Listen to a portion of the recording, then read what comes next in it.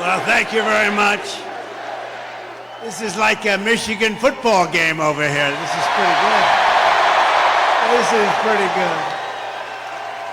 I want to thank you, JD, for the introduction. You're going to be a fantastic Vice President of the United States.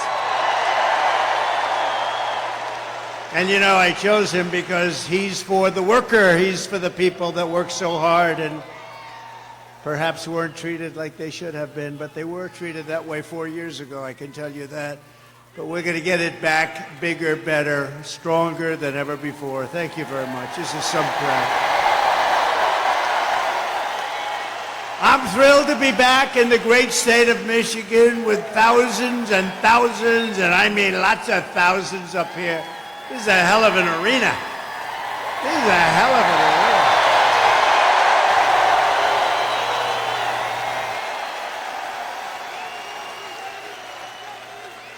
But you are the hard-working patriots that we love. You know, they have crowds of people outside. You're not even going to believe it. They go blocks and blocks. But let's forget about them, right? Let's forget about them.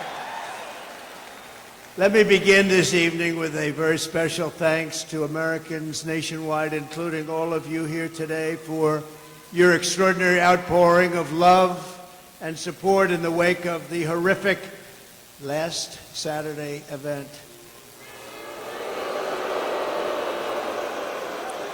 And when you think of it, it was exactly 1 week ago today, almost to the hour, even to the minute. Yeah.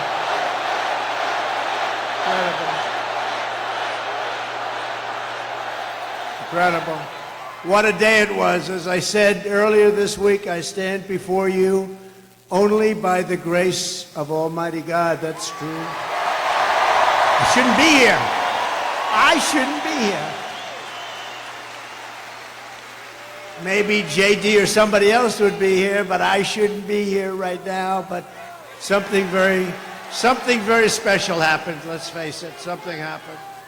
I want to thank Butler Memorial Hospital in Pennsylvania for the incredible job they did and service they gave. And all of the great citizens of Butler, Pennsylvania, and the surrounding area, and everyone else for the job they did and the love that they showed us all. It was incredible, actually. What a time that was. What a time that was. Nobody's seen anything like it, and hopefully they never will again. And they had cameras blazing. I guess it was different in that way, too, because we were right in the middle. All those, see, look at all the news back there, and they were all blazing. They were going. No, they covered it fairly. They couldn't believe what they were seeing either. So you did cover it fairly. Let me also thank Congressman Ronnie Jackson from Texas. You know Congressman Ronnie Jackson, for the care and treatment he gave me as an outstanding doctor, which he is. He's really an amazing guy. Where's Ronnie? Doc Ronnie's here someplace.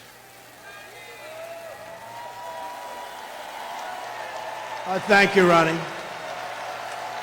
Thank you very much. Great doctor. He was a great admiral, a great doctor. He's a White House doctor for Bush, Obama, and a guy named Trump. And they said, who was the healthiest of the three? He said, not even a question, Trump. And I said, I love that guy.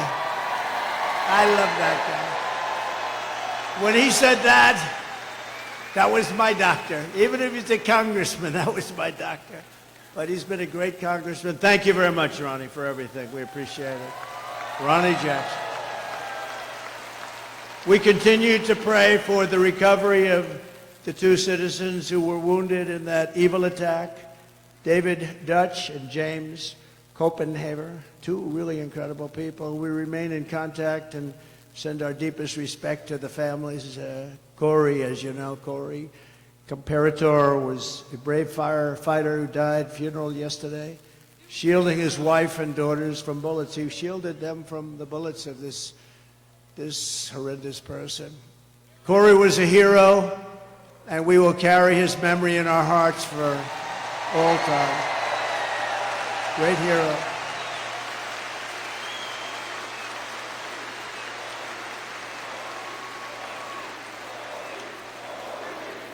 That's great. And he was a big trumper, and we will never forget him, right? We're all together. We're all together. There's never been anything like what you witnessed the other day with the convention. I don't think there's ever been a convention where there was such unity and love, and even now I'll say it just for a second, the fake news even said it that way. I want to be nice, but the fake news reported it correctly. There's never been such unity, and everybody did a great job, and the speeches and everything. It was just an incredible event. And I'll tell you what, Milwaukee was a fantastic place. This was a beautiful arena, and they did a really great job. And Wisconsin is going to vote for us because we spent $250 million.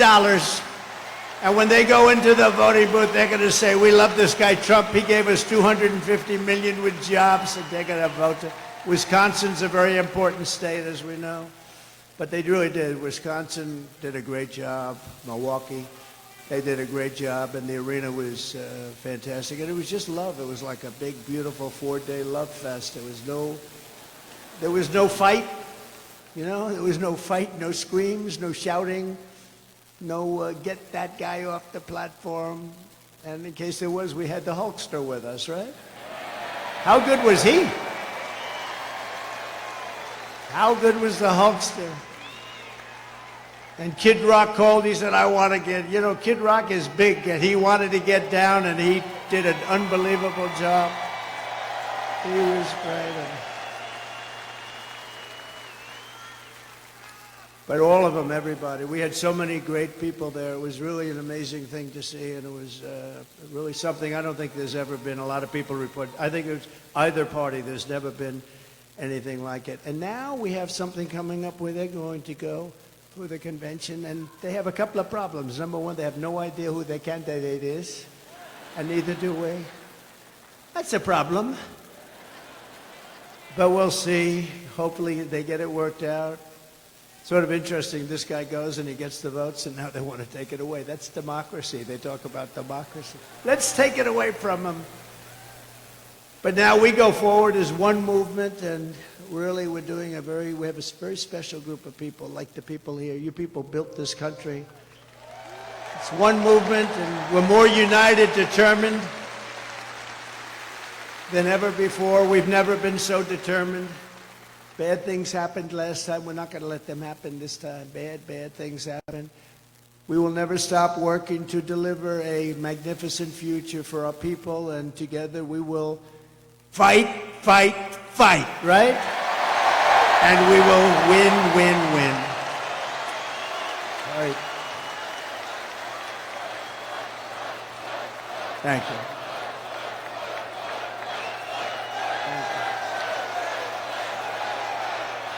I like this place. You ever walk in to a place and you say, I sort of like this place? Less than 4 months from now, we are going to win Michigan. We are going to take back the White House in a monumental landslide. And with your help, we are going to make America great again. Right?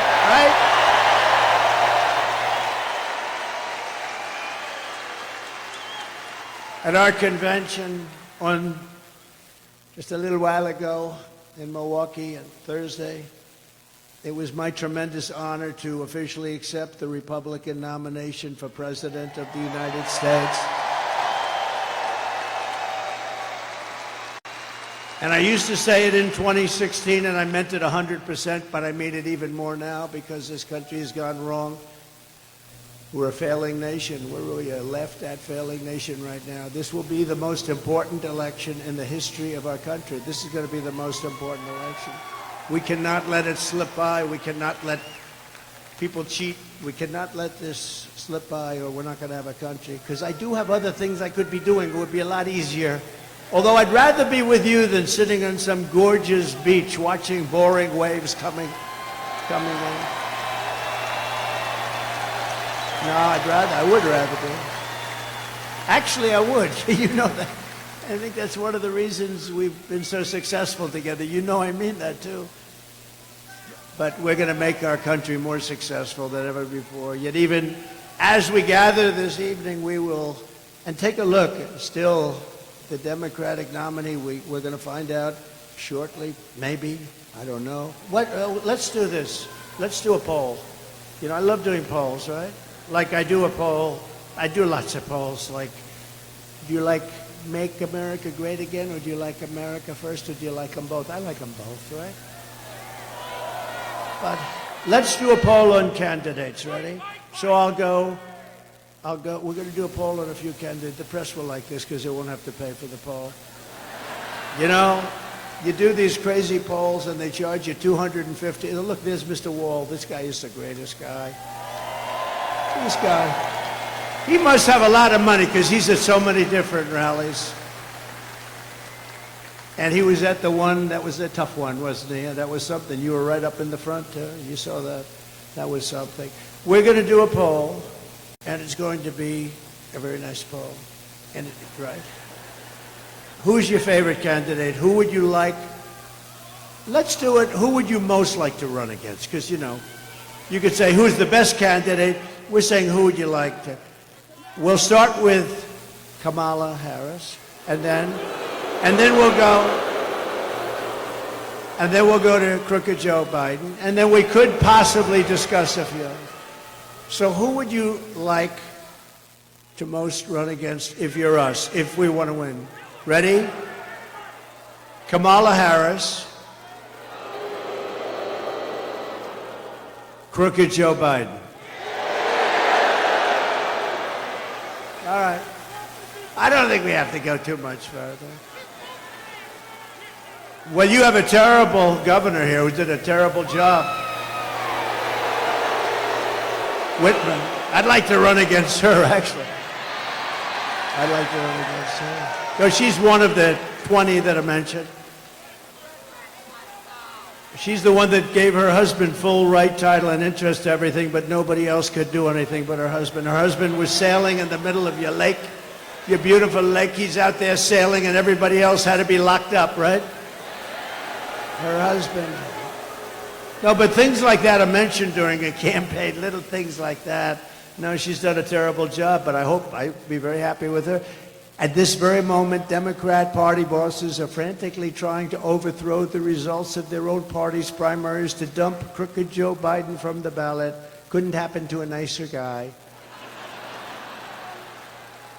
And as you're seeing, the Democrat Party is not the party of democracy. They're really the enemies of democracy. The parties of corrupt insiders like Whitmer, special interests, and the failed political class. That's what they are. Under our leadership, the Republican Party is now the party of the people. We're the party of hardworking Americans of every race, religion, color, and creed. We become a very big party. We become, right, fellas? You know what I'm talking about. I love you guys. We love you guys. No, we become a very big party. We have increased in size. Nobody's ever, honestly, in history, there's never been anything like this movement. And that may be in the history of the world, but let's keep it down to the country for right now, because that's the thing.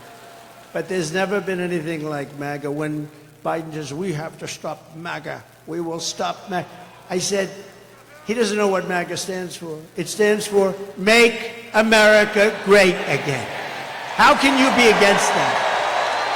How can you be against that? And you know, the other side's going around trying to make me sound extreme, like I'm an extremist.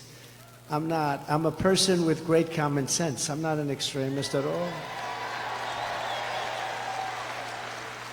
Like some on the right, severe right, came up with this Project 25, and I don't even know.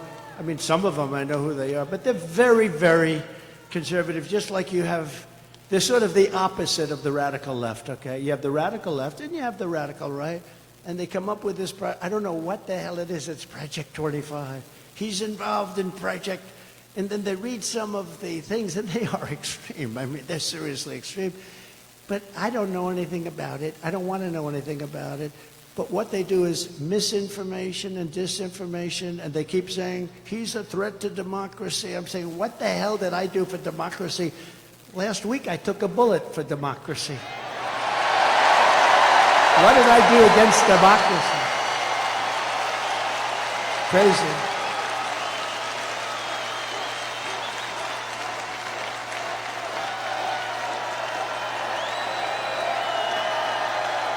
Hello, Chris. Here's our great campaign man. Chris, are you having a good time? Look at him. He's back there, cool as a cucumber. You know, so far they're giving us great credit for the best run campaign they've seen in years. Isn't that nice?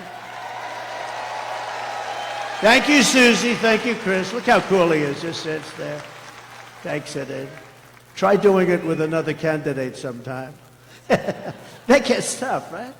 Anyway, thank you very much. Great job, Chris, Susie, the whole group. We have a great group of people. They love this country. They want to save the country.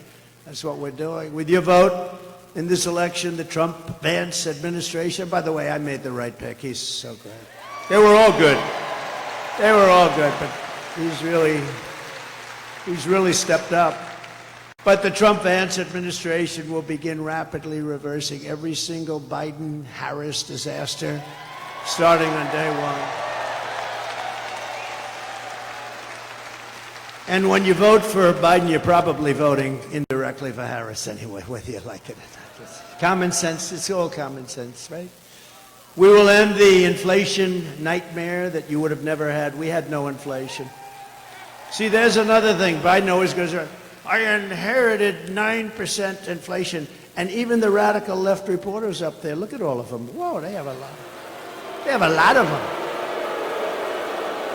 They have a lot of them. Look at those cameras. But they'll start turning off as soon as I start mentioning certain things.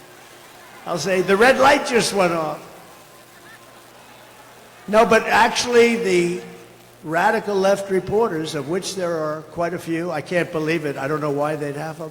But the radical left reporters say, the guy's right. You know, wasn't it until 2 years in that we became destroyed with inflation? Inflation is a country buster. It's a class buster. It busts everything.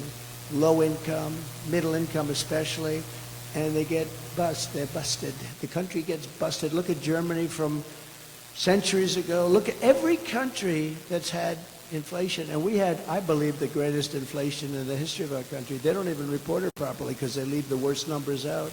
They don't talk about interest rates that went to 10, 11, 12%, and you can't get the money. So what does that mean, 12%, if you can't get the money? It means it's higher from 2%.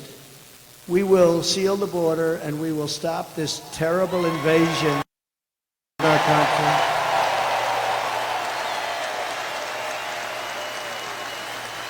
We will crush migrant crime. We're going to crush migrant crime. Oh, we have a new form of crime now. It's called migrant crime. The only good thing about these migrants coming in is they make our gang members and criminals look like the nicest people you've ever met. These people are much tougher. They come from all over the world, not just from South America. We're going to return law and order to our streets and restore patriotism to our schools. We gave you already the largest tax cut in the history of our country, larger than the Reagan cuts, but now we will give you an additional tax cut, a number of tax cuts that will make it.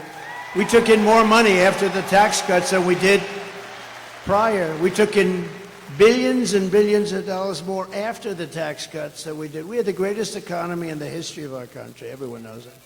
We're going to slash regulations. That's what created all of those jobs and gave them bounce-back jobs. You know, they're called bounce-back jobs. After COVID, they bounce back. Everybody knows that. When you have something like COVID, which rarely happens, but when you have something like that, they're called bounce-back jobs. And we're going to bring down energy prices very rapidly. It was energy that caused the problem and their stupidity.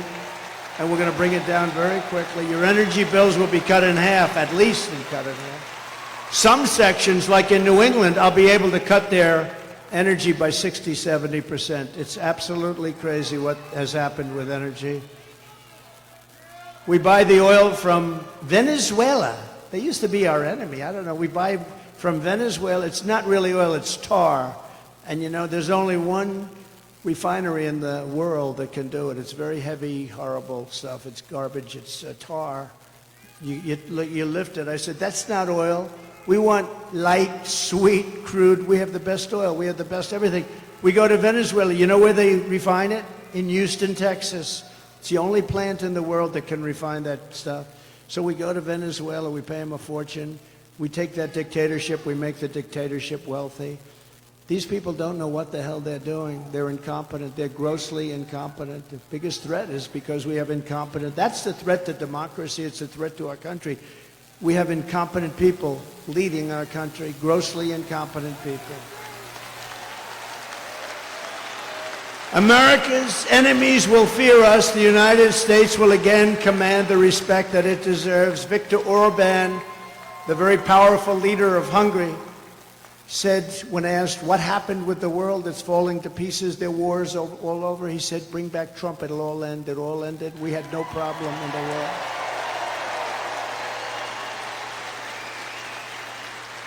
And something beautiful is going to happen because we will bring back the American dream, and it'll be bigger, better, and bolder than ever before. Right? And most importantly, for the people of this great state, you know, years ago, they gave me in Michigan the Man of the Year. That was long before I was a politician. I was a business guy, I did well, I liked the state, but I don't know, I heard Man of the Year, Michigan. I said, that's cool, that's good, I'm going to make that trip. I didn't know why they were giving it to me, nothing, but they were giving it to me for, I guess, the fact that I employed a lot of people. I did real well. This is probably 14 years ago. And I came in and I said, why do you allow foreign countries like Mexico? You know, Mexico's, we think of them as friendly, but they haven't been too friendly lately. How about where they asked Biden to meet, just to meet? They want $2 billion to meet. They wouldn't ask that. See, they wouldn't even ask me that because I'd say, I will put 100% tariffs on everything you send into a country if you even think about asking. They want $2 billion to meet. In other words, we won't meet with you unless you pay us $2 billion. And this is every single year they want $2 billion. No, it works the opposite of that, the exact opposite. But you know, when you see the things that are happening to our country, and all you have to do is know how to speak. When I watched the way our border was handled, we had the best border, the safest border, the border that saved my life. You know, I was pointing to an immigration border sign when I made this turn, and that thing went that way instead of that way. So I owe immigration my life. It's true. It's true.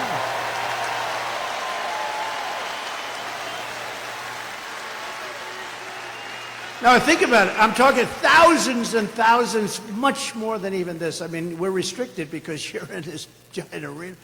That's the one thing about outdoor that's good. You can have unlimited, thousands and thousands as far as the eye can see. Nobody's over here or over here because there's nobody there. It starts like this, as far as the eye can see. And I said, look at the great results that we had on immigration. Just look at them. If I didn't say that, and it's because we had like a crane holding this massive sign, I call it the $1 million sign. They're expensive. But that sign was very good. I think I'm going to sleep with it tonight. I'm going to sleep with it tonight. I said, what was that? What was that? Ooh, then I looked. I said, that's not good. That's not good. So it was immigration, if you think about it, right? That immigration, I would have never been looking to the right, and I had to be. It was the only place that would have saved us. They do these reports in the New York Times and all over the place where they had, you know, the shape, you know, if he turns this way, this way, this way. If every shot was no good for me except for the one direct. They came whizzing by, and I hope we have to never go through that again, everybody, because it's so horrible. But most importantly, for the people of your state, this great state, I will rescue the U.S. auto industry from obliteration. They're going to obliterate your auto industry. And anybody that that votes for the head of the United Auto Workers. That guy doesn't know what he's doing. He's approved all electric cars. And you know, Elon, I love Elon Musk. Do we love him? I love him. And I'm constantly talking about electric cars, but I don't mean I'm totally for them, but whatever the market says, and if it's 10% of the market, 12%, 7%, 20%, whatever it is, it's okay. But you can't have 100% electric cars. And you know, so Elon endorsed me recently, the other day, actually. He's great. Elon Musk. He's a brilliant guy. Every time I call him, he's talking about, I got a new idea for a rocket. You have to hear this? No, it's true. You know, the first time I ever saw this, I'm watching television like 3 years ago, and I see a rocket engine, motor engine, come down landing, straight up in, no wings, no nothing, and it's landing. I thought I was seeing things. What is that? And it's landing on a barge in the middle of the ocean. And then another one comes down, and another one, I guess 4 of them came down, 3 or 4, and they land upright. I said, what the hell was that? I've never seen that before. Now, if that were government, you wouldn't see that for another 50 to 100 years. But it was Elon.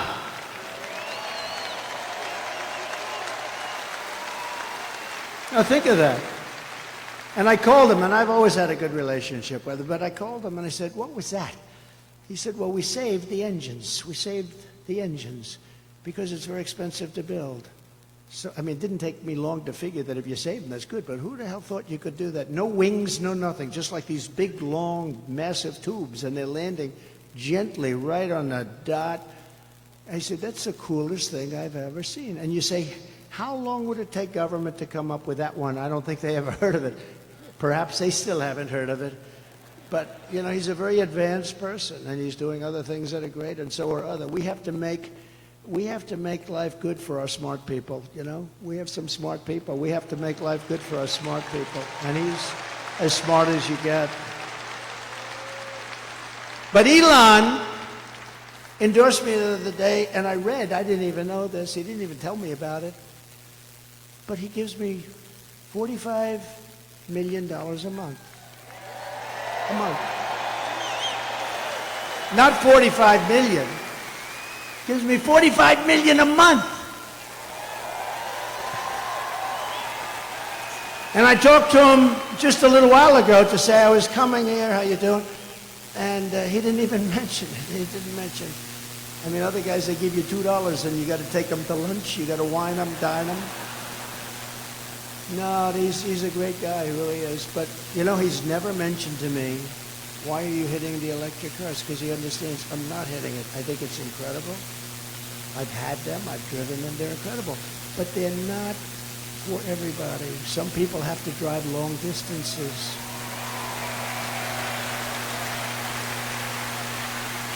And they tend to be more expensive. And, you know, they'll probably be made in China because China has all of that material.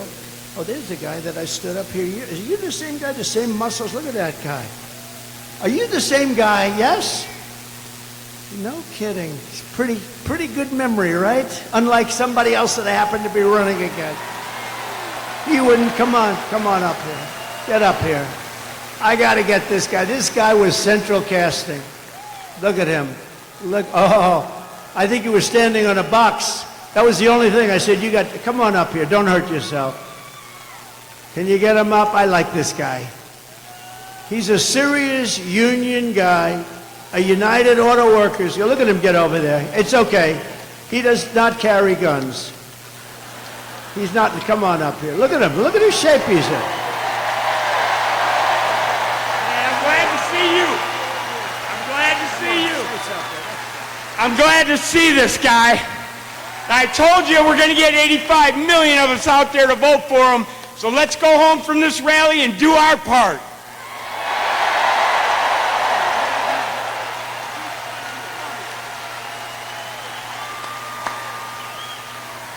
Look at the arms on him.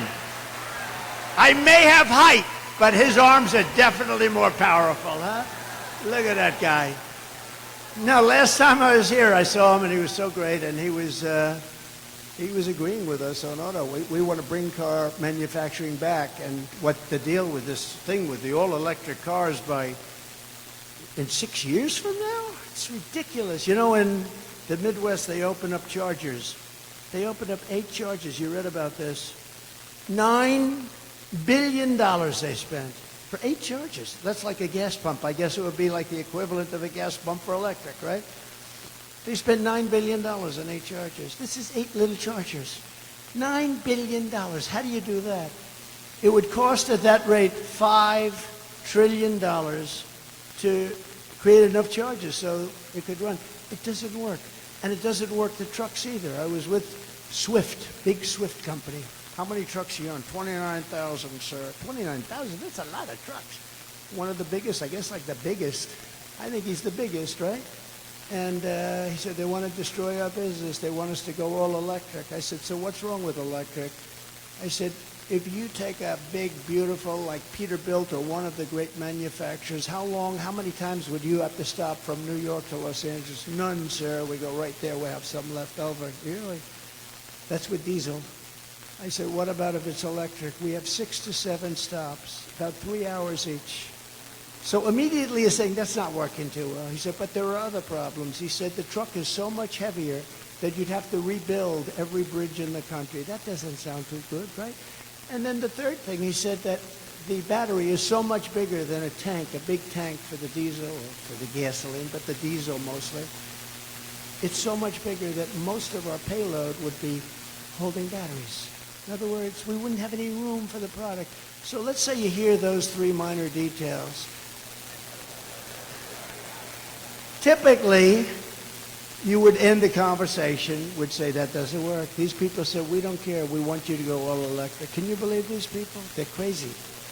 They're crazy. No, they're crazy.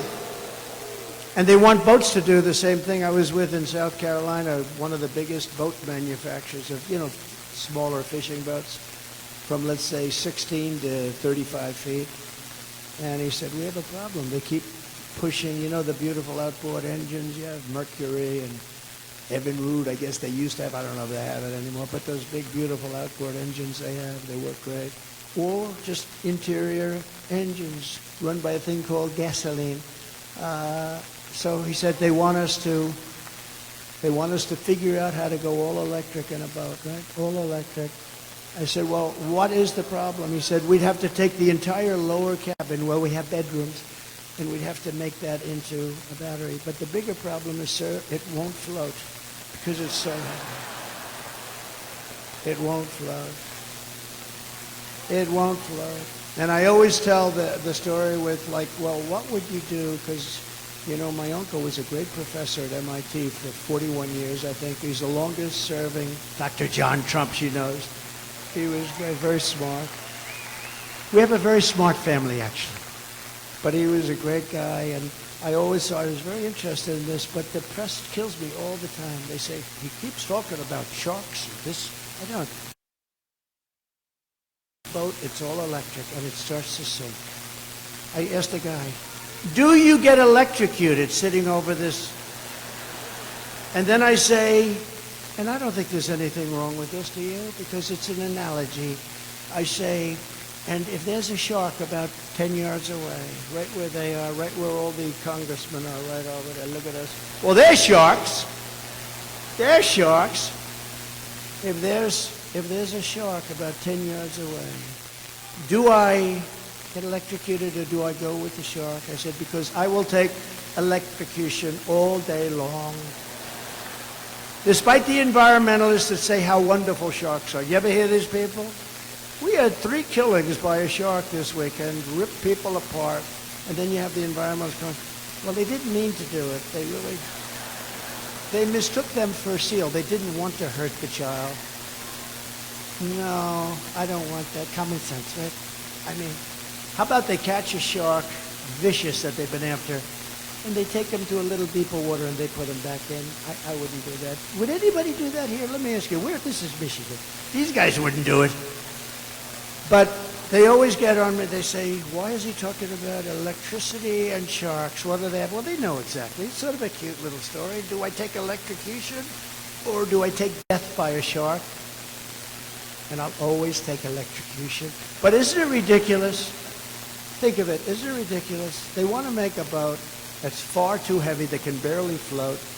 And they're driving people out of business. They're destroying this country. They're stupidly destroying this country. The Army tanks are the other one. They want to make all electric. We make the best tanks in the world. They want to have them.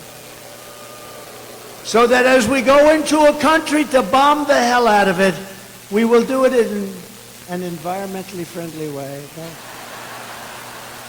And you know, with an Army tank, again, the battery is very big, very heavy, and doesn't last long. You know what it is? It's an Army tank, and it's like you're pulling a wagon behind the Army tank.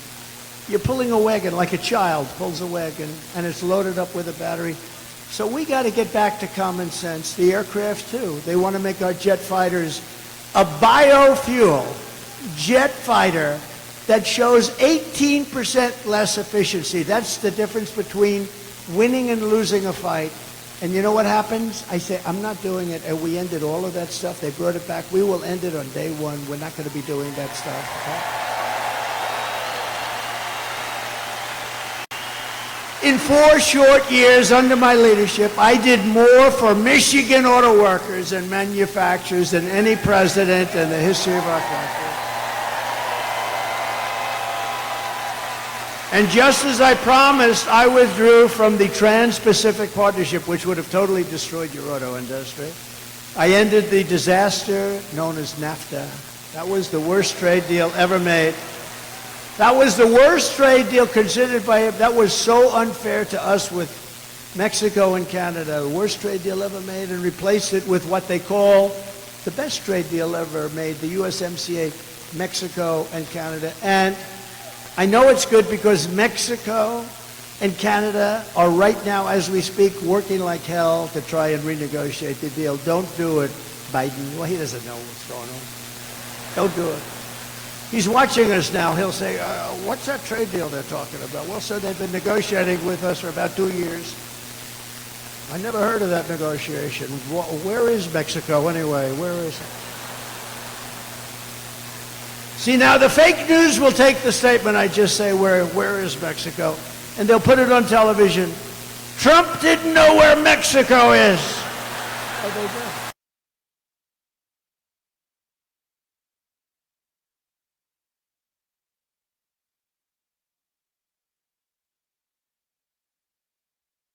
Threat I have to my administration is sarcasm, because they play it against me. When I show that he can't walk off, he can never find the entrances off a stage, like one here, one there, 2 here. He could jump off the front, I guess. And whenever I imitate him, I called my wife. She's great. Our wife, she's great. Our great First Lady. I said, she's great. And she looked great the other night. She made that entrance. She made a lot of entrances. She's just something. But she walked in, but I told her the other night, I said, how good was I? How good? This was at a rally a couple of weeks ago. How good was I? Well, you were really good, but not great. Why? Well, it showed that you didn't know how to get off the stage. Well, I was imitating Biden. So what they do is they show the imitation of Biden. They said Trump didn't know how to get off the stage. That's our fake news. So we have to be very careful. So I haven't done it in about 3 weeks. I'll do it again, but maybe not right now. It's too... Darling, you were great. I mean, I get these crowds, 50, 60, 70,000. In New Jersey, we're leading New Jersey by 4 points, by the way. We're leading Michigan by 6 points.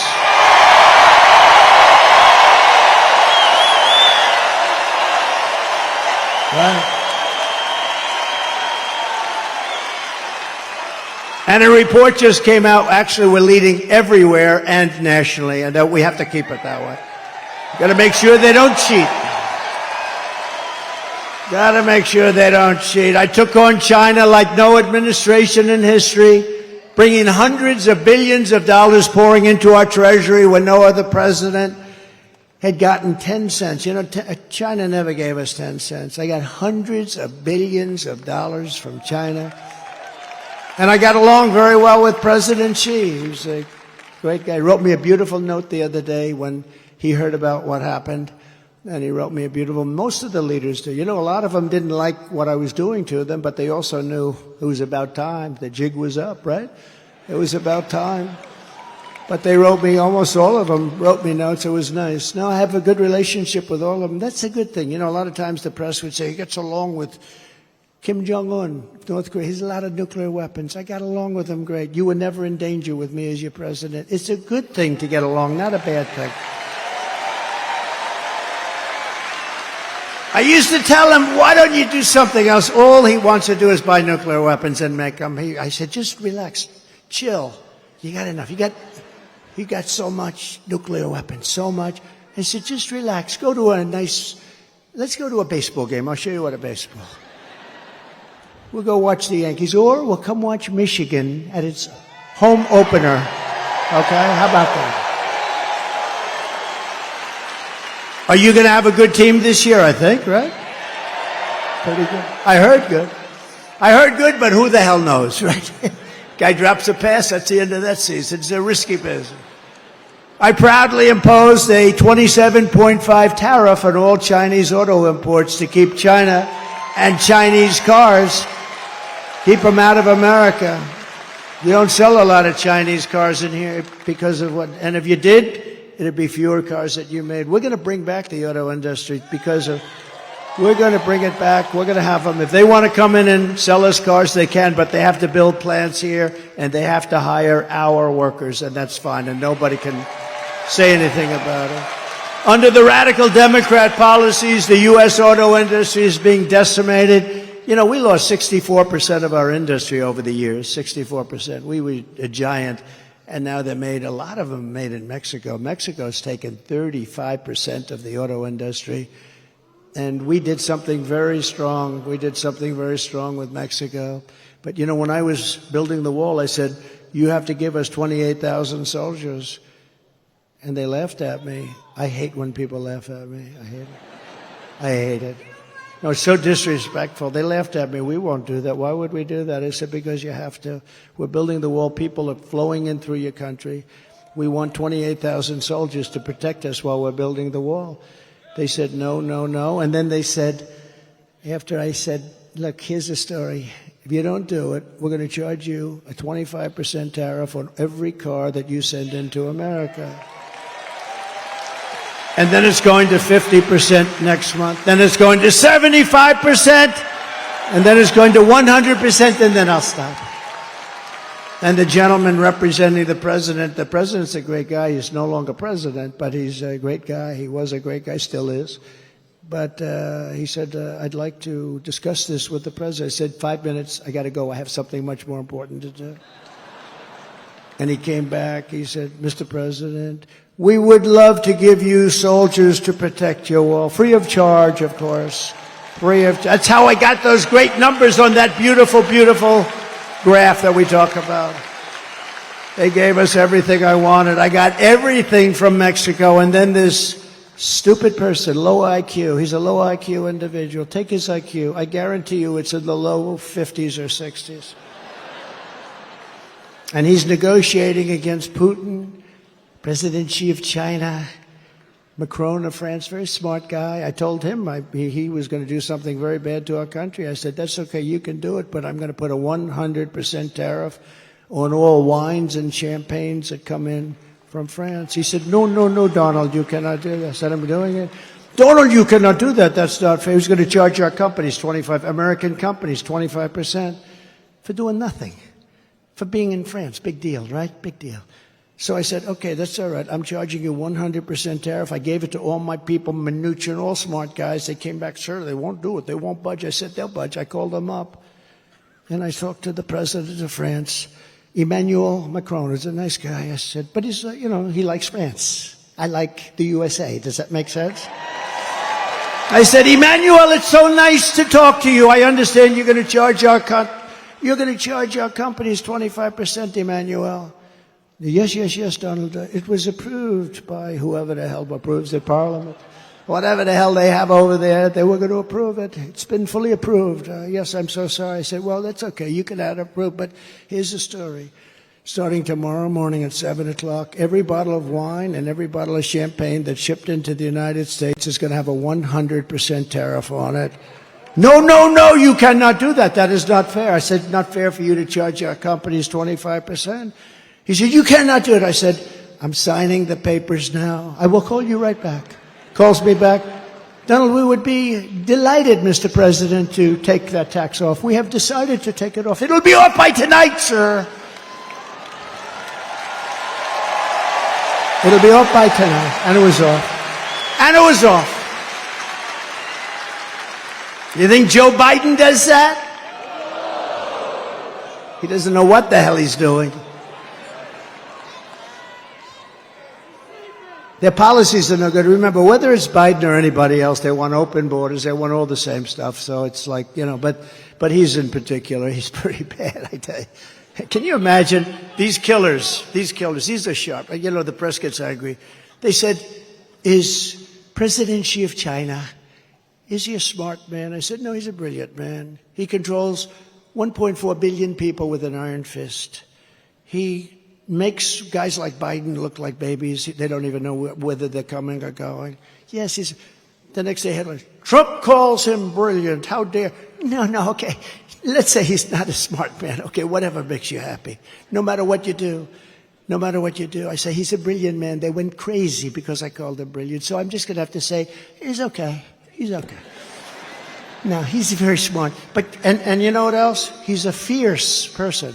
Do you understand that? Some of the people here know that, what this means, especially some of the women, right? They know better than the men about fierce.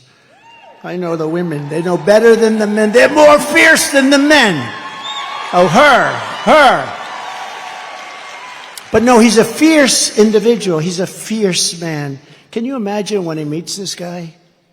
He thinks Trump is playing a joke on him. He actually thinks there's some kind of that I'm playing a joke. He doesn't believe what happened. He doesn't believe the last election. He thinks I'm playing a joke on him. But can you imagine President Xi, Putin, all of them? They're all smart, tough. They love their country or they want to do well with their country, whatever it is, all ideology. But we have to have somebody that can protect us. And Orban was right. We have to have somebody that can protect us. Right now, we have really low IQ people in there. And the president in particular, he has about a 70 IQ, and he's going against 210, and it never works out. It never works out. When I'm back in the White House,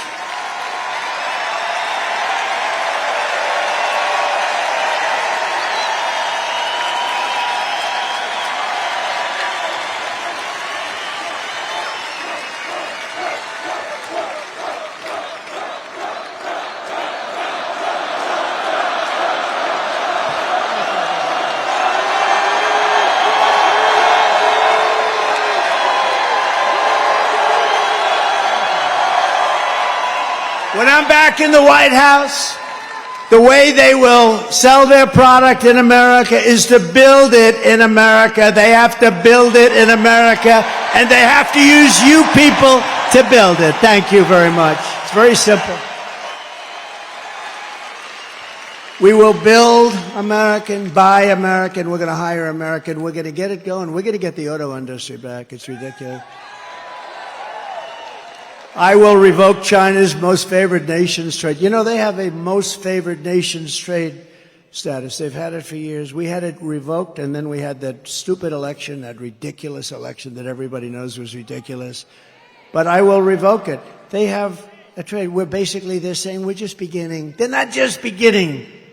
They're teaching our people too much. I will pass the Trump Reciprocal Trade Act, meaning if China charges us a 100 or 200% tariff or tax, we will charge them a 200% tax. Very simple. It's called reciprocal. They charge, we charge. It sort of says, I shouldn't say this, because, you know, Franklin Graham, I told the story the other night, Franklin Graham, he's such a wonderful guy. Billy Graham was his father, the greatest. My father used to take me to Yankee Stadium to watch Billy Graham. The place was packed, and he would get up and he would rant and rave, and you left there and you believed that it was God, in fact, that helped me last week. You would believe it if you listened to Billy Graham. And Franklin Graham is right, probably, but But he wrote me a beautiful letter. He says, President Trump, I watch your speeches and your rallies all the time. I love your storytelling. There's nobody that can do it like you, but please, you're hurting yourself very badly. Don't use foul language. It made me feel bad, actually, because I don't use much. I don't use much, and if it is foul, it's not really foul. You know, there's really foul, and then there's a little off. Like some people they don't like the word hell. That's a bad word. You know, I mean, that's not good. Or the word bullshit they don't like, so I won't use it. No, it's true, but it's more descriptive. There's just no word to sort of. But he said, so please, so I've been really good, and for the last 4 or 5 times I've really been good, but you know, you lose a little something. But reciprocal trade, it basically means you screw us and we'll screw you. It's very simple. And I can't describe it. And I don't think it's foul, but he's probably right. To further protect Michigan auto workers, I will end the Biden-Harris electric vehicle mandate on day one. It's going to end on day one. And I will immediately terminate the Green New scam, and we're going to use that money to build roads and highways and bridges. Under Biden and the radical left Democrats, inflation is wiping out our middle class. Groceries are up 57%. Gasoline is up 69%. Quadrupled. They've gone up 3, 4, 5 times. And they never include that in their stats, you know. They never include those things. They never include mortgage rates. And you can't get the money anyway, so what really is the number? And since Democrats took over, total household costs have increased by an average of $28,000 per family. Think of that. Under my leadership, we will throw out Bidenomics and we will replace it very simply with Maganomics. Maganomics.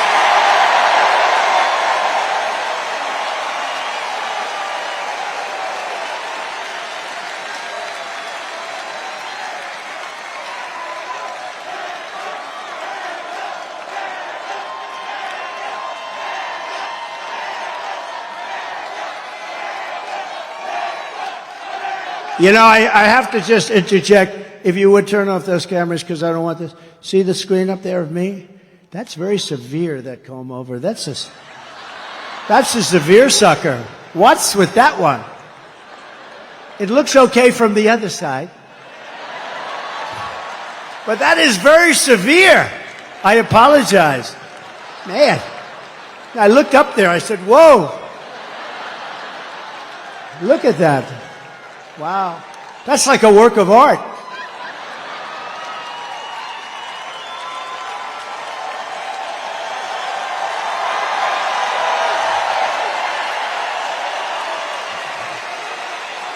Only look at that one. Don't look. That one looks. To bring down the prices of all goods, we will end the Biden-Harris war on American energy, and we will drill, baby, drill. We're going to start that day one. Under the Trump administration, we had energy independence, and soon we will have energy dominant. We will be more dominant than any country by far, and we were. Just 4 years ago, we started off at number 4, we got to number 3, and then we had to beat Russia. We beat them. Then we had to beat Saudi Arabia. We beat them, and we were like a rocket ship, and then we had this idiotic result. But we will be, and again, we have more.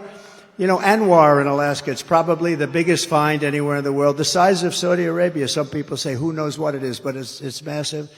Ronald Reagan tried to get it, couldn't get it, and that was easier in those days environmentally. They stopped it with the environment. You know, the environment is very important to me, and environmental is very important, but, you know, you can't use it to destroy a country.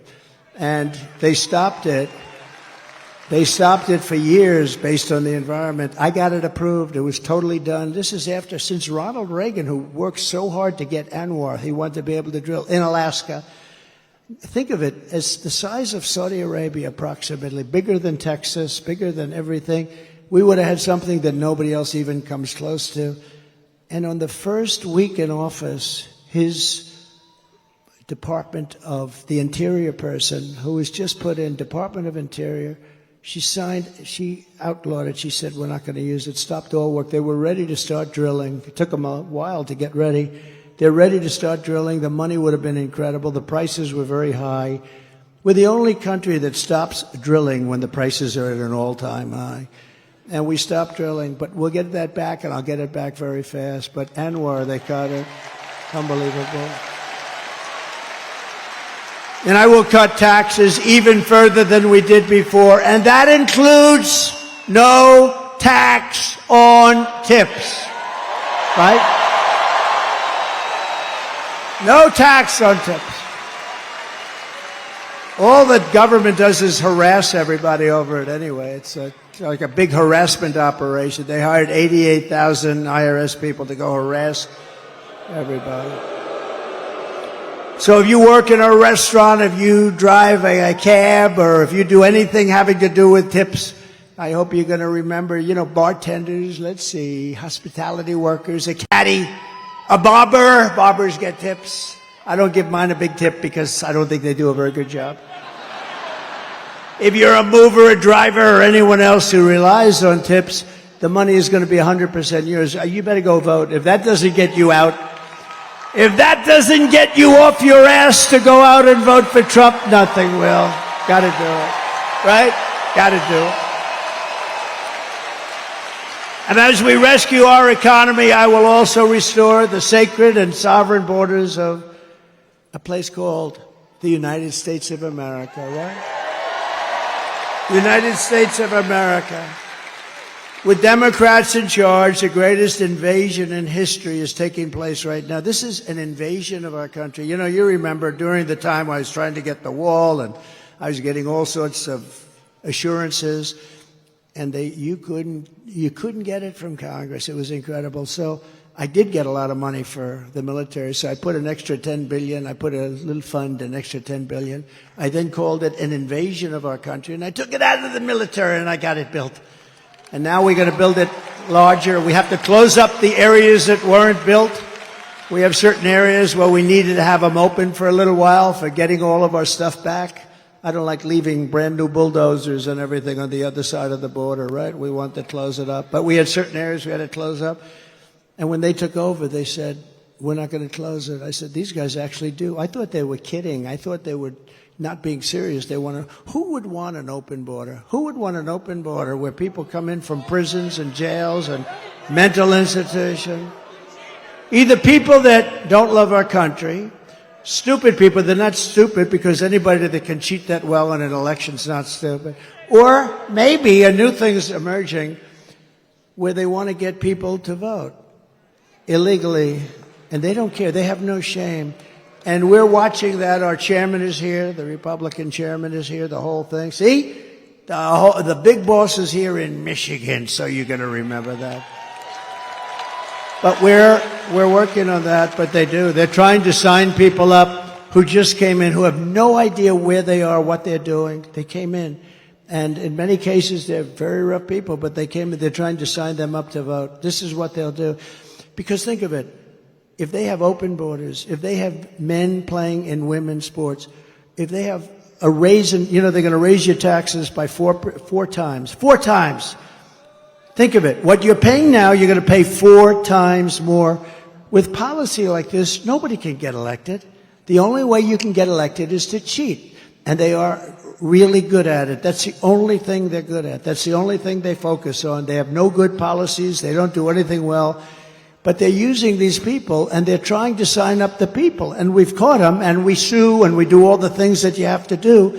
But they have no shame whatsoever. So that's really one of the big reasons I think they're allowing it, because they're not stupid enough to allow prisoners and people from mental institutions, people from insane asylums, and it drives them crazy. Hannibal Lecter, the late, great Hannibal Lecter, would like to have you for dinner. He wants you for dinner. That's the end of you, by the way. But no, these people are being dumped into our country, and nothing good is going to happen from it. That's why we have to do a big deportation and get them the hell out, okay? We have no chance. Meanwhile, our crime rate is going up while crime statistics all over the world are plunging. We have become a dumping ground for the world, which is laughing at us. They can't believe how stupid we are, how stupid we are. We're destroying our country. They can't believe what they're getting away with, but they're getting away with it at levels that they never thought possible. In Venezuela, crime is down 72%. You know, Caracas, Venezuela, was a very, very dangerous place. And now, because of the great job they've done in removing their criminals into the United States, next year we're going to have our Michigan rally in Caracas, Venezuela, because it's nice and safe. Okay? Does that sound like a good idea to you? Because we want safety. Now, the press is going to write that. They're going to say, Donald Trump proposed next year's Michigan rally in Caracas, Venezuela. They'll say, isn't that horrible? Isn't that unpatriotic? You understand. This is what I have to go with. I'm only kidding, press. I'm only kidding. Although maybe it's not a bad idea. So El Salvador is an interesting one because I know the president. He's a young guy, and he's been getting this great press that his crime rate's way down, and they're training their criminals. Well, you don't train criminals, okay? You know, maybe every once in a while you get lucky, but you don't. So in El Salvador, murders are down 70%. He's saying, yes, we're teaching. He's different. Most of them just say, well, the United States is stupid, so we're dumping all our criminals there. He does it differently, smart. He goes, we're working with our people that are causing problems and crime. And he's not working with them. He's dumping them in the United States.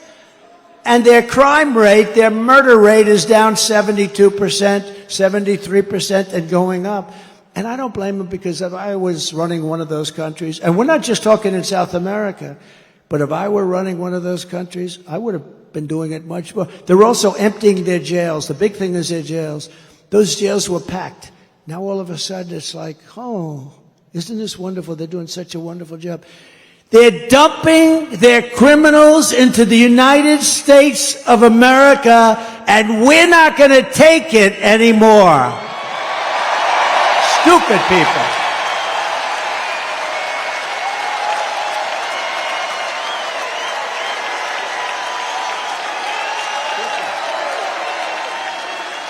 You're not going to teach a criminal not to be a criminal. Not going to happen.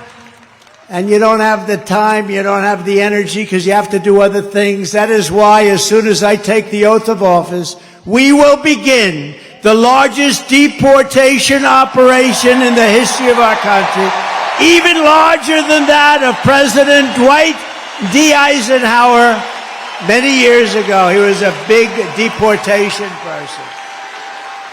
Under the radical left Democrats, Michigan communities are being overrun with migrant crime. You know that better than anybody, right? Does everybody agree? It's being unbelievable. In Oakland County, criminal squads of illegal alien gang members are hiding in the trees and breaking into Michigan homes after dark, looting them for jewelry, purses. They're taking the women's purses right out of their bedrooms. Electronics, cash, they're stealing, they're robbing the houses. Earlier this year in Kent County. Does anybody live in Kent County here? Sounds good to me, but you're not going to like this. A sadistic illegal alien, of which there are many criminals, was sentenced for executing a 22-year-old Grand Rapids woman while she was in her car with her 1-year-old baby, shooting her at least 5 times with a rifle at point-blank range, while the killer was wanted on an outstanding warrant for attempted strangulation of another woman. When I return to the White House, we will stop the plunder, rape, slaughter, and destruction of our American suburbs, cities, and towns. We will shut down deadly sanctuary cities. We're not going to have them anymore. And we will shift massive portions of federal law enforcement to immigration enforcement. We're going to get the bad ones out. We're going to get them out immediately. It's not going to take long. We're going to rely on law enforcement, and we're going to give law enforcement back their dignity, respect, and power so they're allowed to protect you.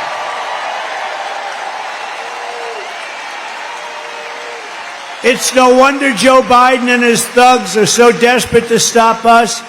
They know that we are the only ones who can stop them. We're the only ones. You know, we talk about Biden like he's a feeble old guy, and he is. But it's the people that surround him. I mean, he's perfect for them. This is the fascists and communists and some bad people surround him. I know just about all of them. I can tell you about all of them. Did you hear about our big victory in Florida last week? Did you hear? We won the big case. We're going to take down Trump. We're going to take down Trump. No, when you have a great court system, when you have honorable judges, people that really love the country, good things can happen. But we won that case in its entirety. That was the one. That's going to take them down. They've been saying that for, 8 years now, right? And here we are leading in every poll. We got to get it close. You got it close. You got it close. We don't want to talk too much. I always say if we win, because I don't like saying when we win, because they cheat like hell. So if we win, but we got to get it close. We're close. 4 months, but you know what 4 months is in this racket? Like an eternity. 4 months is like an eternity, but we're leading by a lot, not just by a little. We're leading every state, every important swing state by a lot, and we're leading nationally by a lot, but we got to get it close. The radical left Democrats rigged the presidential election in 2020, and we're not going to allow them to rig the presidential election in 2024. We're not going to allow it.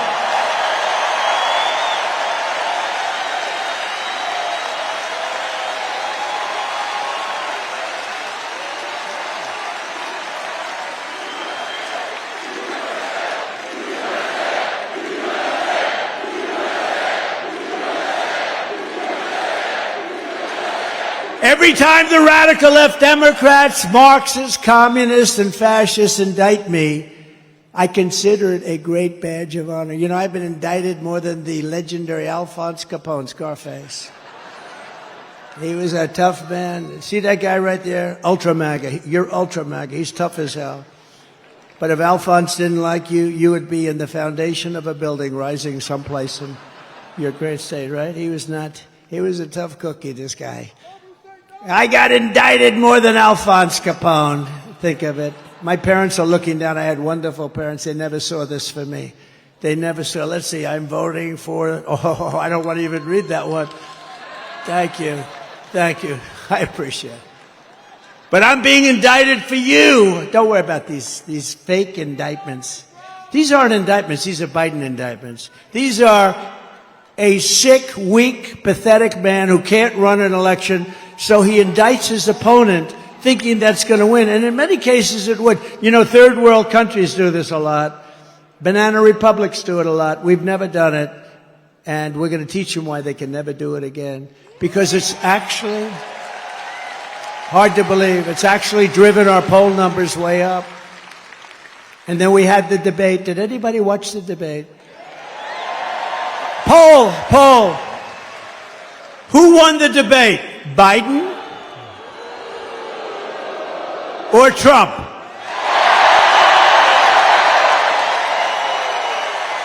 Free poll. I just saved $300,000. Isn't it something these pollsters, I have Tony Fabrizio and McLaughlin back there. I got to be careful. But I just saved $300,000 doing that poll. They interview 97 people have been interviewed. And Trump is leading by a little smidgen. I got 25,000 people here or something. They got so many people outside. I wish we could include them. I'd love to get them in. Would anybody like to leave now and let the other people come? That's not nice. Never forget, our enemies want to take away my freedom because I will never let them take away your freedom. They want to silence me because I will never let them silence you. And in the end, they're not after me, they're after you. I just happen to be standing in their way, and I always will. Right? I always will, fellas.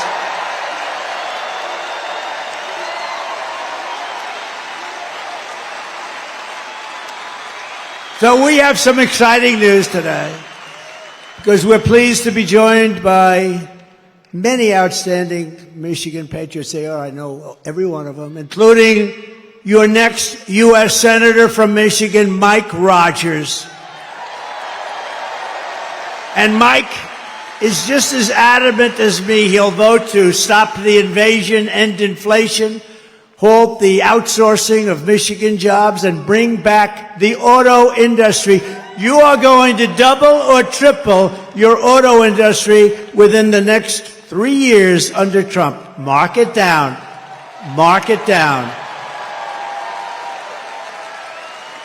Because we're not taking their cars. We want them to build the cars here, using you people to build them.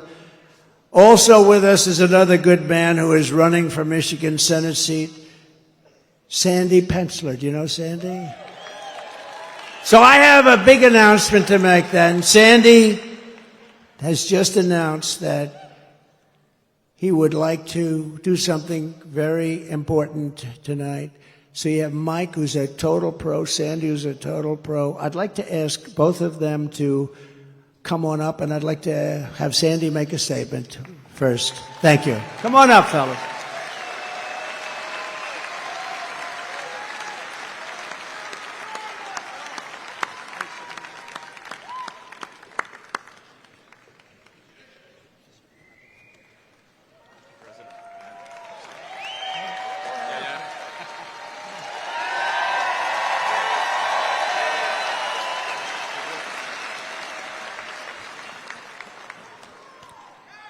Thank you, Mr. President. I was so inspired when President Trump kissed the empty uniform of Corey Capitori.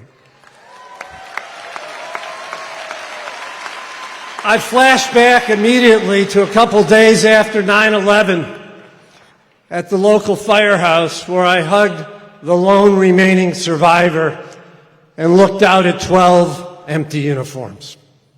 Thank you for honoring all of them as well.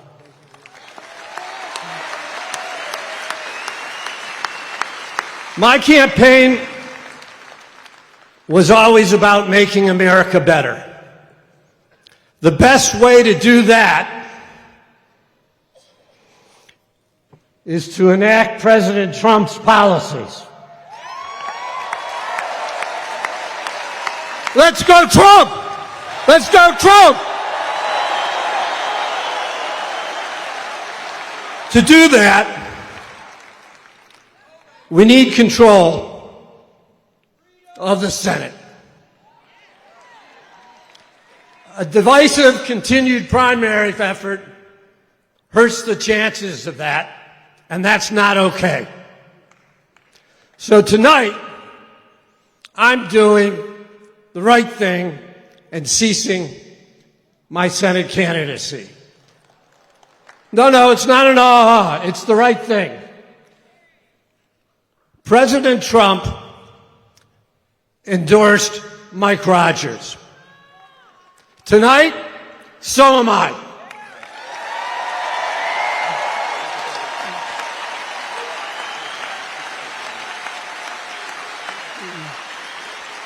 Mike's gonna make a heck of a senator. So I want you guys to look around the room tonight, because everything goes through Michigan. The presidency, the Senate, the House, and the State House. Look around, make a pledge to each other. We're gonna fight like hell to save America and elect Donald Trump, Mike Rogers, and the rest of the ticket on the Republican Party. Thank you.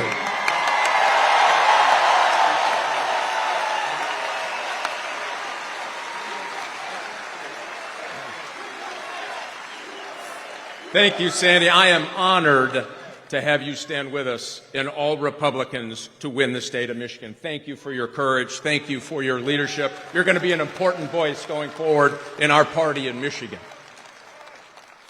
And Mr. President, I want to say this, as a former law enforcement guy, it wasn't that the bullet took you to the ground.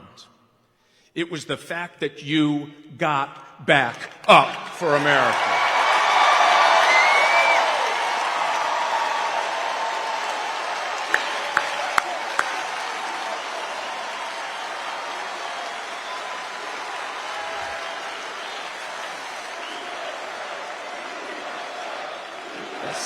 You bet.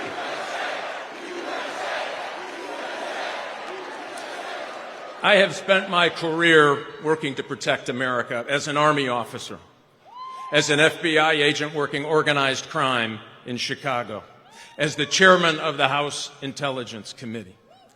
I have never seen a more unsafe America because of the Democrats over the last 4 years.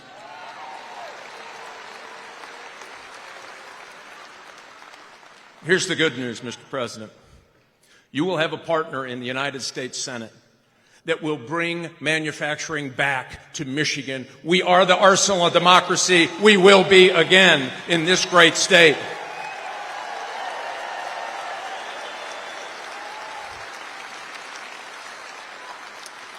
And I'll pledge to you, I will get Department of Justice reoriented to actually going after criminals. We are going to dismantle fentanyl distribution from here to the steppes of China, and we're going to tell China, you sell in the United States, you'll have a price to pay.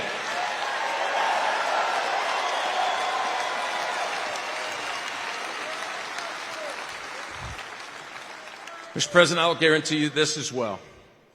With your leadership, winning the state of Michigan, winning for the United States, putting America back in Washington, D.C. versus Washington, D.C. and the rest of America, we will make America respected again. We will bring back law and order again. We will make America safe again. Let's flip the Senate. Let's elect Donald J. Trump and Mike Rogers to the Senate, and let's get busy. Thanks, Mr. President.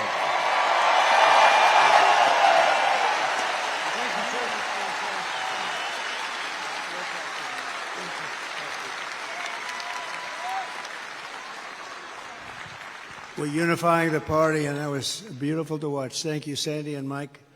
And Mike, good luck. You're running against somebody that's such a bad senator. You don't even, I was there for 4 years plus. I don't even remember meeting that particular person. This is not a senator for Michigan. Mike Rogers is going to be a great senator. He's got gravitas. He really knows his way, highly respected in Washington. And I think, I mean, it should be an easy race. Nothing's easy, but it should be an easy race. So good luck. Good luck. And thank you very much, Sandy, Mike.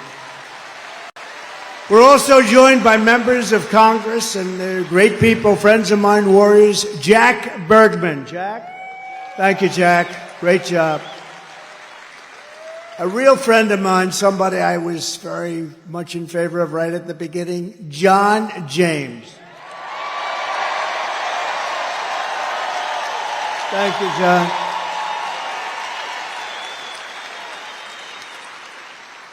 A warrior, somebody who helped me through a lot of different things. He gets things done. Bill Heisinger. Bill, thank you, Bill. Thank you very much. And another one. These are all great people. Tim Wahlberg, thank you for everything you've done, Tim. You've been unbelievable. Always there for me, right? Always there. And a man from a slightly different location, a little bit down. You're not going to get there with an electric car, but unless you want to stop a few times. But he comes from a state known as Florida, a great place, and he's so respected. He's such an incredible man. Brian Mast. Brian. Thank you. Thank you, Brian. Brian. Thank you, Brian. What a guy he is. He's a warrior. He's a real warrior. Thank you, Brian. Michigan House Republican leader, Matt Hall. Thank you, Matt. Good job you're doing, Matt. Are we going to win, Matt? Will you please make sure? We need these local ones, right? That's right. Michigan Senate Republican leader, Eric Nesbitt. Thank you, Eric. Great. Thank you. Good job. A congressional candidate who I hear is doing very well, Tom Barrett. Tom, get in there and win. Good. A friend of mine who was really brave, ran a tough race. It's amazing, actually. Really did well. Her father was a very special guy who was in the steel industry, and he passed away. A battle with cancer, a long-time battle, but he was fantastic. And I got to know them both very well. She's a terrific woman. Tudor Dixon.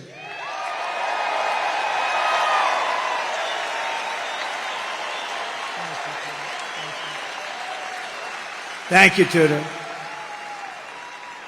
Ambassador Joe Sella.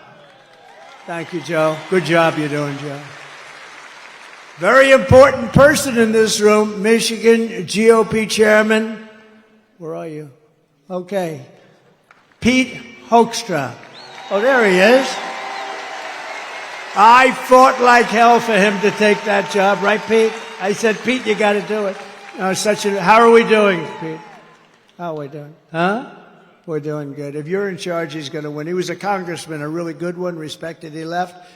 I made him ambassador. He was a great ambassador. And I then said, Pete, you got to do it. He lives here. I said, you got to do it. And we appreciate you doing it. Both of you, thank you very much. We appreciate it very much. RNC chairman, he put on that show with a person named Lara Trump. How good is she? How good is she? She's unbelievable. She made a great speech. And her husband made a very good speech the other night, didn't he? Eric and Don. I don't want to talk about anyone else, only my kids, you know. But they all did well. Everybody did well, honestly. I do think Hulk Hogan, I thought he was incredible. I hadn't seen him in a while. And I'll tell you what, I'm not going to mess with him, right? We're not going to mess with the Hulkster. But he was fantastic the other night.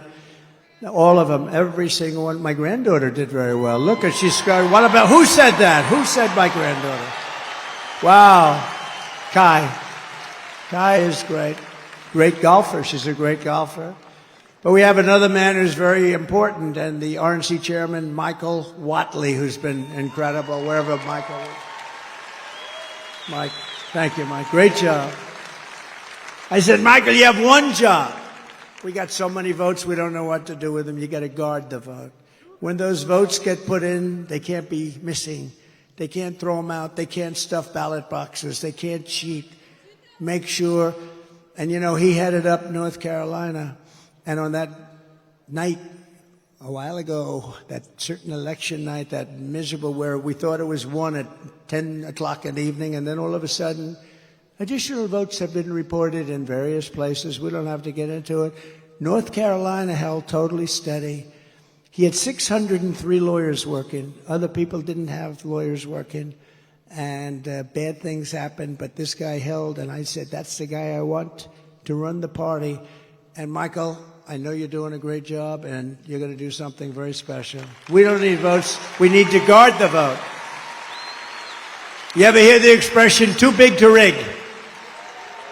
The more we get in there, the harder it is for them. My daughter and her husband, Tiffany and Michael, where are you? Tiffany and Michael, you're around here someplace. Two great people.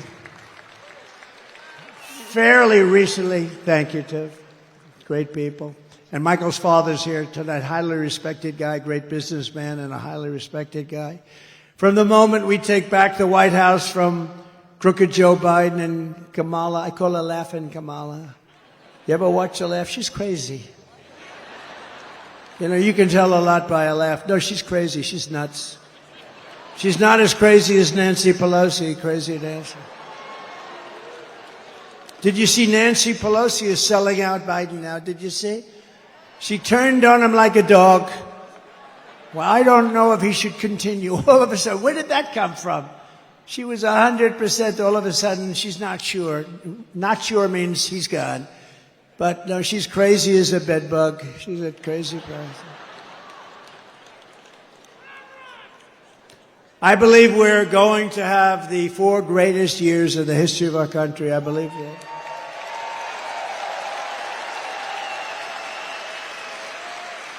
And I believe that Michigan is going to have the greatest of all of any of the states because I'm going to bring back your auto industry. I'm not going to take this.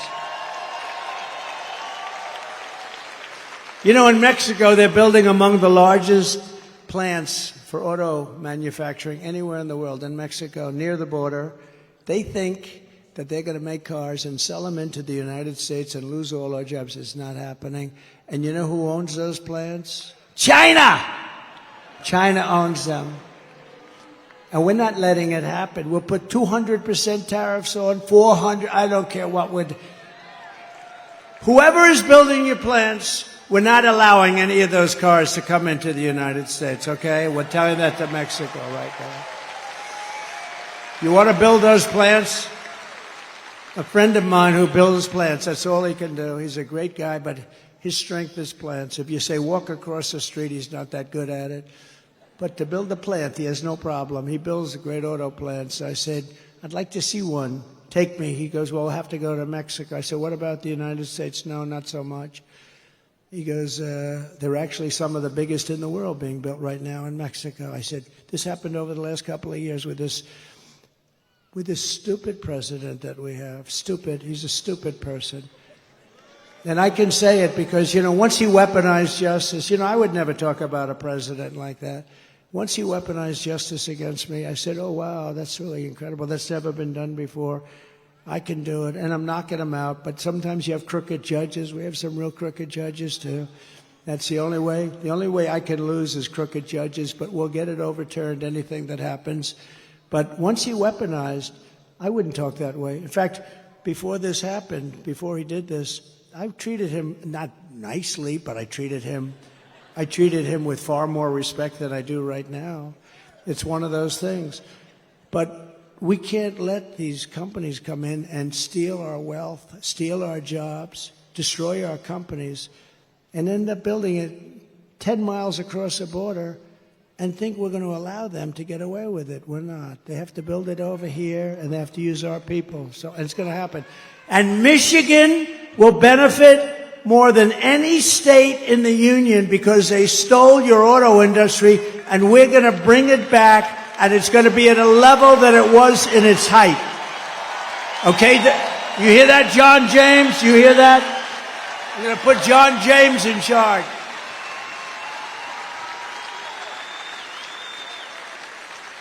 And the amazing thing, it's not even hard to do. It's not even hard. It's so crazy. If you want to build something in China, you're building it here and you send it over there. We don't want it. They'll charge you like 250% tariff. We don't want it. Then you get an invite. Build your plant over here. So these companies, they go over there. Harley-Davidson did it in India. They couldn't sell. They had a 200% tariff on motorbikes. I had them in the office in the White House, the Oval Office, and the head of Harley-Davidson. I was disappointed in that, actually. We were talking about it. I was telling them the problems, and I was going to help them out. But I said, how are you doing in India? No good. Why? We have a 200% tariff. In other words, if we sell a bike, they have like this massive tariff. And I said, well, if you have a 200% tariff, that means you're not going to be able to sell any. But they invited them over to build a plant, and Harley-Davidson went, and I guess they're building the plant or built it or something. But that's what they do. I don't blame India. I blame us for allowing it to happen. It's not going to happen anymore. I had it stopped, and then we had the COVID fight. We had to fight COVID. We did a great job. We never got the credit. We got credit for military. We got credit for everything. I defeated ISIS.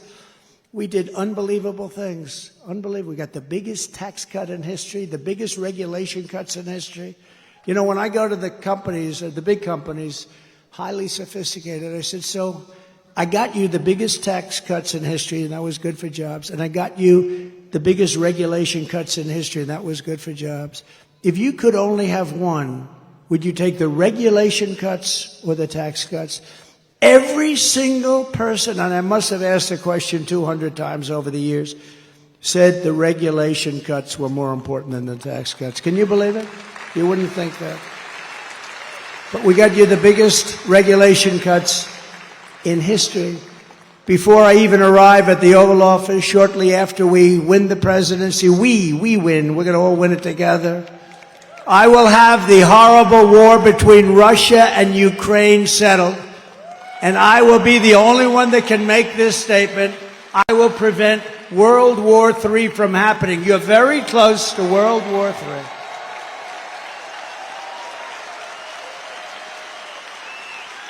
If I was president, the Afghanistan disaster, which probably caused Putin to go in, and by the way, he wouldn't have gone in with me. He would have never gone in with me. And he didn't. And by the way, he didn't.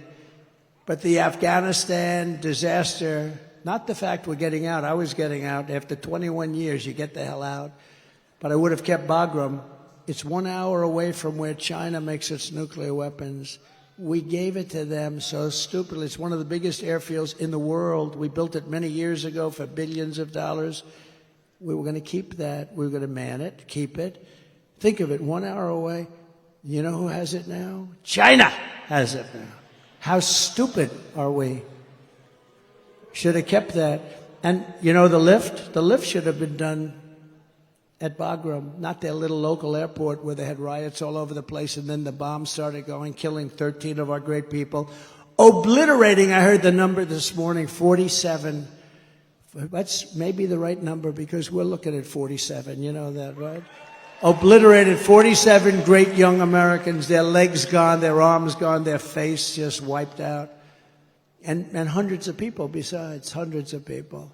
The worst catastrophe, the worst, most embarrassing disaster, I think, ever that happened ever in this country. And because of that, I think Putin looked at that, the incompetence, the stupidness of Milley and these guys that don't know what the hell they're doing. And he looked at it and he said, this is a great time to go into Ukraine. But he would have never done it with me. If I was president, the Afghan disaster would have never happened. Ukraine would have never happened. And October 7th, the attack on Israel would have never happened. Remember, Iran was broke. Iran had no money. They were broke. Now they have $250 billion. But we'll get along with Iran. We'll get along with whoever we have to get along with, but it would have never happened. All of the things, and you know what wouldn't have happened? Inflation wouldn't have happened because I had energy low. Inflation was caused by energy going up twice. I will restore a thing called peace through strength. That's what we have. Remember, I'm the only president in 80 years that I started no new wars. I finished some. Totally defeated the ISIS caliphate. In my next term, we will build a great Iron Dome missile defense shield over our country, a dome the likes of which has not been seen. And it will be entirely built in the USA, and much of it will be built right here in Michigan. Why shouldn't we have the same protection that other countries have built? Why shouldn't we have the same protection that Israel has and that other countries have? And Ronald Reagan wanted to do this many years ago, but honestly, we didn't have the technology. Now we do. 301 missiles were shot at Israel, and almost every one of them was knocked out of the sky. It's an unbelievable technology. And it's our technology, and we're going to use it for our country, and we're going to be a lot safer than not having it. The Iron Dome, we're going to build the great Iron Dome, the latest and the greatest, and much is going to be made right here in Michigan, as you can imagine. And we will not cut one penny from Social Security or Medicare. And they are really, you know, they want to raise the retirement age. Biden wants to raise the retirement age and they're going to. You know why? All of these immigrants coming in, they're trying to put them onto Medicare and Social Security. So not only do they want them to vote, they want to destroy Social Security and Medicare.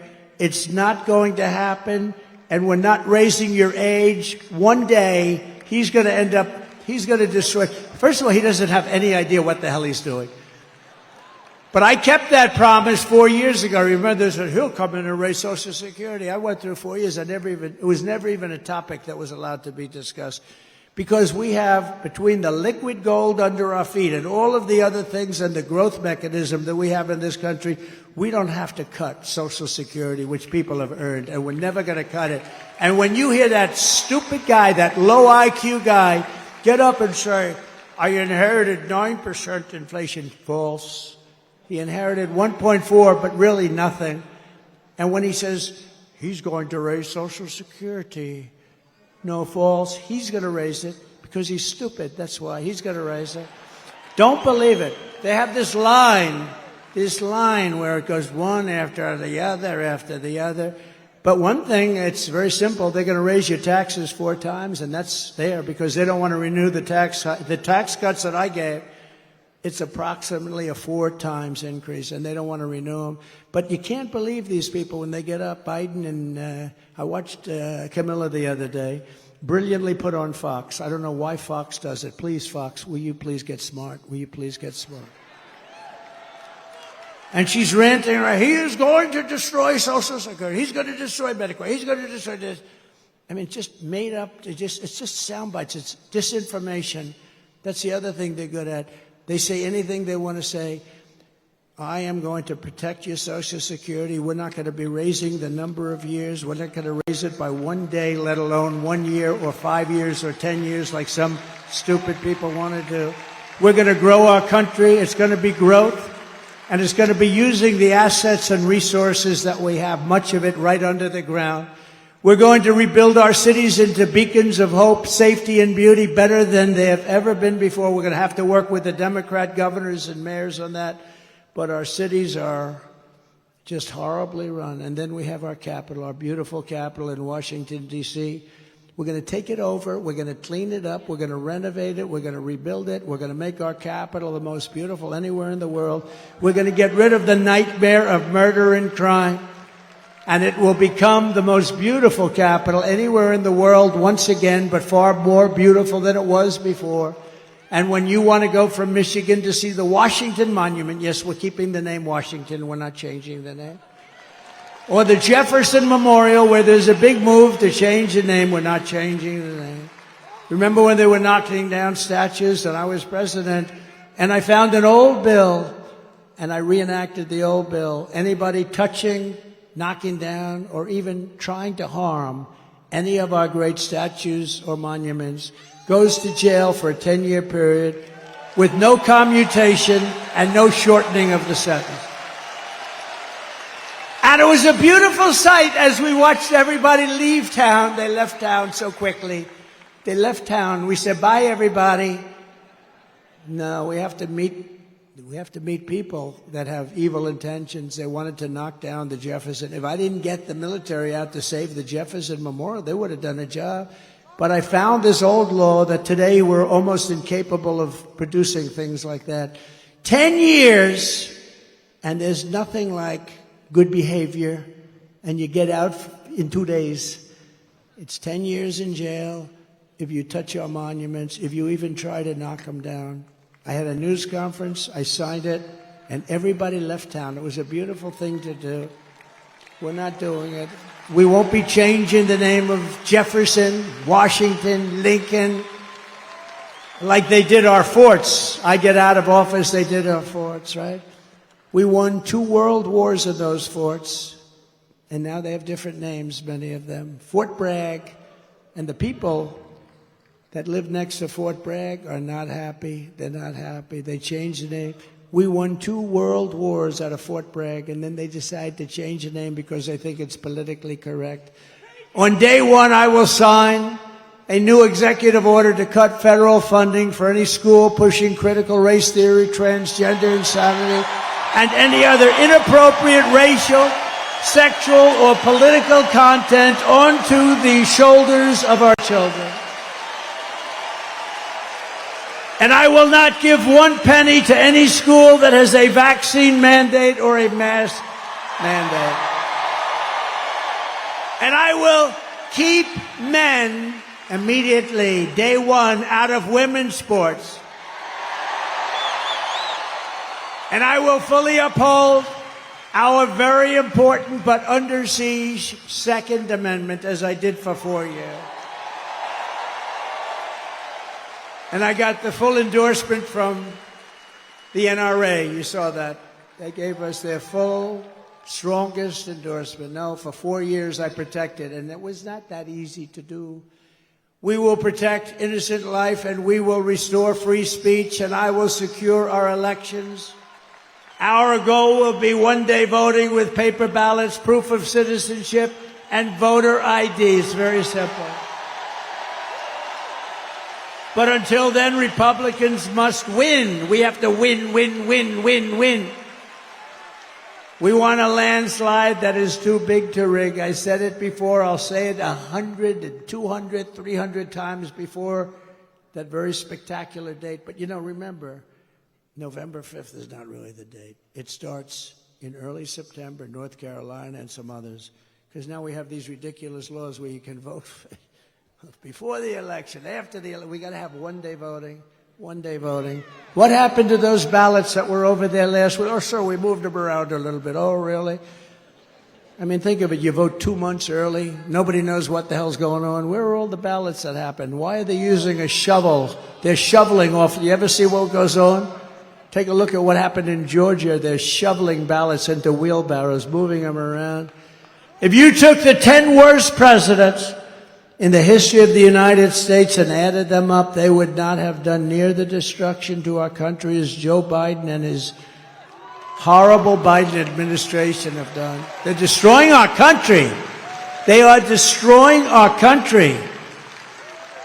And, you know, we get up and we have levity, we have laughter, but honest, there's really nothing funny about it. Flowing through, people from mental institutions flowing through into our country totally unchecked. And they moved many of them into hotels. Some of them are luxury hotels. Hotel owners are making a fortune. They're destroying their hotel in a certain way, but they're making a fortune. And our military is living on the street with nothing. And yet they're putting these people into luxury hotels. So if you want to save America, get your friends, get your family, get everyone you know and vote. You got to vote early, vote absentee. I don't care how you vote. You know, they all say, oh, sir, we have to vote early. Well, you know, a lot of times you vote early, that's gone. You got to vote, and you got to follow your vote. Make sure it doesn't get canceled out. You can do it. Vote on election day.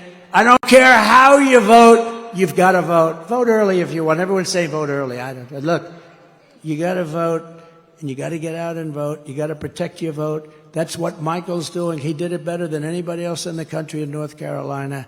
That stayed right here when Georgia went down, when Pennsylvania went down. It stayed right there. All of a sudden, in certain states, they found all these votes. A totally rigged election. We're never going to let it happen again, because this time if it happens, we're not going to have a country. We won't have even a semblance of a country left. And if you want to help us ensure election integrity, sign up. It's called protectthevote.com. Protectthevote.com. Sign up. And that's on election integrity. You got to watch and watch very carefully. So in conclusion, from Marquette to Midland, from Lansing to Flint, and from Detroit to right here in Grand Rapids, we've had great victories in Grand Rapids. Remember when we won the state of Michigan? Now, we did much better the second time, but I won't mention that. But remember, and I was at Grand Rapids, and we came in, and we had a crowd like nobody ever saw late in the evening. Remember that? You were there? And we had a crowd like nobody's ever seen before. I said, why would we lose Michigan? And we ended up winning Michigan. I was right. Actually, Bill Clinton told Hillary that he was in Michigan. You're going to lose. You know, he's a good politician. He had a natural instinct. He said, you're going to lose Michigan. You're going to lose Wisconsin. They said, oh, why are we listening to this man tell us this? And he was right.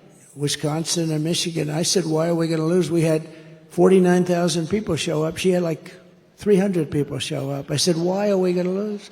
And we won. We won Michigan. And then we did much better the second time, but bad things happened. We're not going to let that happen anymore. We stand on the shoulders of the brave Michigan patriots and tough Michigan workers who manned the first assembly lines. You remember that? Does anybody remember that?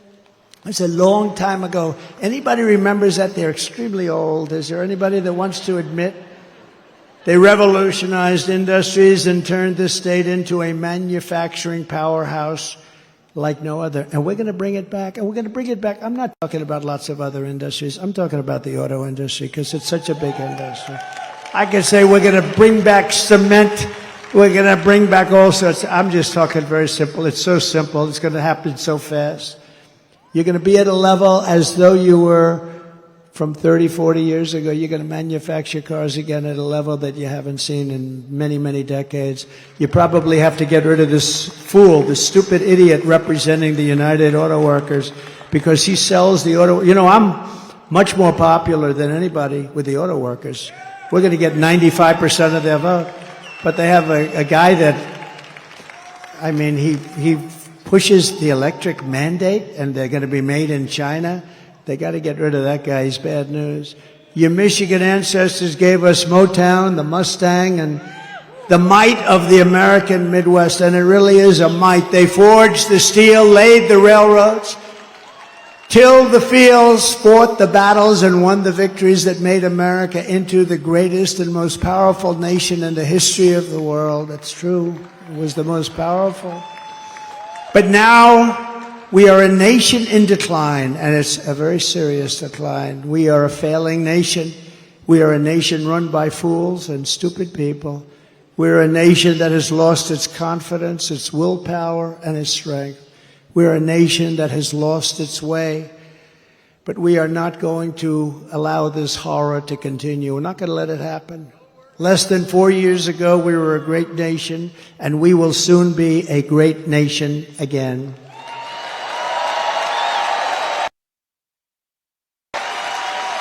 The right leadership, every disaster crooked Joe Biden has created can be fixed, and very, very quickly. Every problem can be solved, and every wrong can be rectified. By this time next year, America's borders will be strong, sealed, and secure. Very easily. Get ready, Tom Homan. Inflation will be in full retreat. Our economy will be roaring back. Optimism will be surging.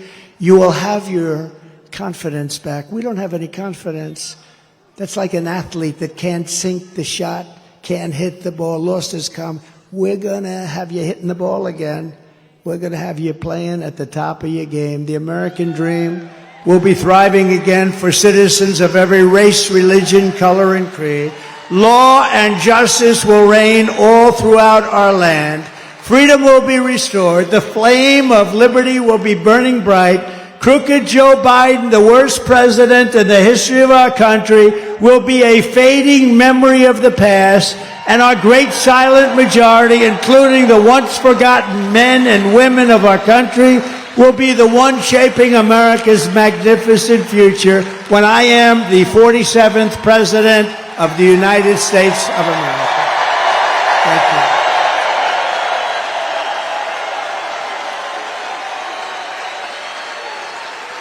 Because we are all Americans, and together we will show November 5th to be the most important day in the history of America. It will be the most important day. And when we turn it, our country's going to be great again. And if we don't turn it, our country is finished. You know it, and I know it, and everybody knows it. We are one movement, one people, one family, and one glorious nation under God. And together we will make America powerful again. We will make America wealthy again. We will make America strong again. We will make America proud again. We will make America safe again. And we will make America great again. Thank you very much. Thank you, Michigan.